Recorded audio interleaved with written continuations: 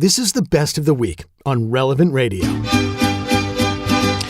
Welcome back. Here's the number to call if you want to get on the air with a comment or question. Maybe you have a need of a second opinion or whatever. 888-914-9149. Call that number. We'll get you on the air. 888-914-9149. Let's go to Anaheim and talk to the caller formerly known as Prince and still known as Prince. Good morning, Prince. Hi. When you talk to our Protestant brothers, you always mention the phrase, I never said you stole money. I try to understand it, but I cannot get it. I'm sorry. Oh, you want me to go through that for you? Yes, please. Okay. So here's the backstory, Prince. So I was working at Catholic Answers at this time, and it would have been early 1990s. So probably 92, somewhere in there. And I was speaking at a parish in North County, and there were two Calvinist Protestants who were there, two guys. And when my talk was over, it might have been during the Q&A period, as I recall, and one of them came to the microphone in front of the whole group and said, everything you've been saying here tonight is untrue and unbiblical, and I realize I can't challenge you to a debate right now because the event is almost over, but would you be willing to sit down with my friend and me and we can explain to you why what you said is untrue or unbiblical? And I said, hot diggity, yeah, let's do it. So I called my wife and I said, honey, I'll be home a little later than expected because of these guys who want to sit around and talk. And she said, yeah, that's fine. So we went to a Denny's. And we're sitting in the booth. They were on one side and I was on the other. They had their Bibles open in front of them. I had my Bible open in front of me. And they said, well, you typical Catholic, you're teaching things about, in this case, I was talking about Mary, and you're teaching things that are unbiblical. And I said, oh, like what, for example? And they said, well, I don't remember exactly. It was probably like, well, you believe that Mary didn't have any other children after Jesus. So I said, oh, yeah, let's talk about that. So I opened my Bible and I started quoting passages to them. And they quickly shifted from you're teaching things that are not in the Bible. And because I was quoting from the Bible, they then switched to, well, you're misinterpreting that. And I said, no, I'm not. And they said, yes, you are. I said, no, I'm not. They said, you're taking that out of context. I said, no, I'm not. You are. And they said, no, we're not. You are. And I said, no, I'm not. You are. It was just ridiculous. But what they wanted and expected me as a Catholic to do is to just sort of backpedal and accept their erroneous premise that I was taking these passages out of context. I just simply didn't accept their premise. And so what happened, Prince, was it seems to me that we talked for about an hour. It might have been 45 minutes, but whatever it was just a very frustrating conversation because no matter what verse I quoted to talk about the Catholic teaching, they tried to shoot it down and said, that's not what that means. And you're misinterpreting it and you're taking it out of context. So by the end of, let's say, an hour of discussion, they were frustrated and irritated. I don't know that I was irritated, but I was, frustrated. I couldn't get anywhere with these guys, one of whom, by the way, was an ex-Catholic. So I got to the point where I thought, okay, this is not really going anywhere. So I took my Bic pen out of my pocket, and on the napkin that was next to my plate, I wrote 6 words. I never said you stole money. Not I never said you stole the money, just I never said you stole money. And then I turned the napkin toward the guys. I pushed it over to them, and I said, do you know what I mean by this? And they looked at it, and one of them said, I never said you stole money. Yeah, I know. I know what you mean by that.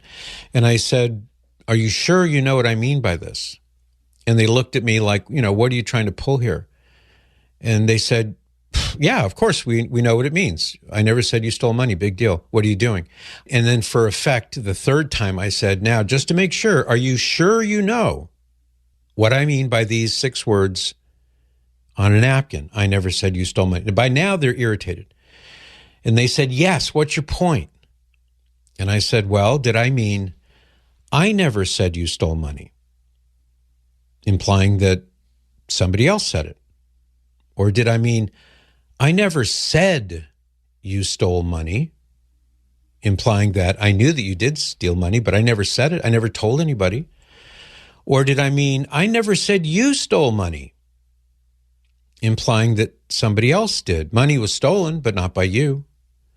Or did I mean, I never said you stole money, implying that maybe you lost it or you accidentally lit it on fire? Who knows? But I didn't say you stole it. Or did I mean, I never said you stole money? You stole company time because you were on the internet surfing around when you should have been working. But I didn't say you stole money. So I asked these guys, I said, okay, I wrote 6 words down on a napkin, all small words. I never said you stole money. Nothing complicated, not even any punctuation other than the period at the end. And I wrote it in our common language. And you told me that you definitely know what I meant by that. So which of these 5 very different meanings did I intend by I never said you stole money? And it was a light bulb moment. And I could see by the looks on their faces that they got it. They could see what I was saying. And so I said, guys, look, I held up my Bible. I said, you're claiming that you're like magically guaranteed to understand the correct, authentic meaning of these 73 books written by different authors in different languages to different audiences for different reasons, and yet you can't tell me what I meant by 6 words written on a napkin? And that's when the conversation ended. And they packed up their Bibles, and I packed up my Bible. And I don't remember if we shook hands. It was just one of those moments like, let's just go home. This is pointless. So that was the end of it. And as I recall, 6 months or so go by, and I was speaking at another area parish. And the ex-Catholic guy who was a Calvinist, he showed up at this event. And he came over to me with a big smile. And he says, hey, you remember me? I said, I sure do. And he said, do you remember that napkin thing you did where you wrote, I never said you stole money on the napkin? I said, yeah, I remember that very well. And he said, well, I just want to shake your hand and tell you that it wasn't your arguments or anything like that. But when you did that, he said it was like an armor-piercing thing. It just got past all my defenses and all my dislike for the Catholic Church. And he said, I realized the point you were making, which is how do I know for sure that my interpretation of this Bible passage is the authentic, correct one? And he said, I've really despised the Catholic Church, thinking that, well, they're wrong, they're misinterpreting the Bible and so on. And he said, so that got me to thinking. So as a result of what you wrote on the napkin, he said, I started to check in with the church fathers to see how did the early church fathers understand these issues?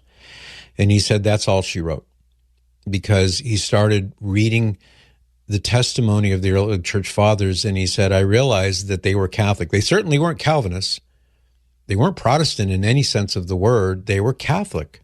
And he said, I came back home to the Catholic Church, and my friend won't talk to me anymore. He's really mad at me, he said. But I came back to the Catholic Church, and it's because of that napkin trick that you did. So there's the story, Prince. I don't know. It was like, I just forgot, like, what did he say again? But that was beautiful. Well, thank you. Patrick. And this is something you can do at a drop of a hat. You can do the same thing with your friends. So let's say you know an Iglesia Ni Cristo person, and he says, you're wrong about this, that, and the other. You can do the same thing with a piece of paper and a pen and have the same effect. Uh-huh. Oh, wow. Thank you, Patrick. Thank you. You're welcome. Thank you, guys. You're welcome. Nice chatting with you. Doesn't Prince sound elated? It's like he's got a new tool in his toolbox. Like what you just heard? Share it with your family and friends. And thanks for listening.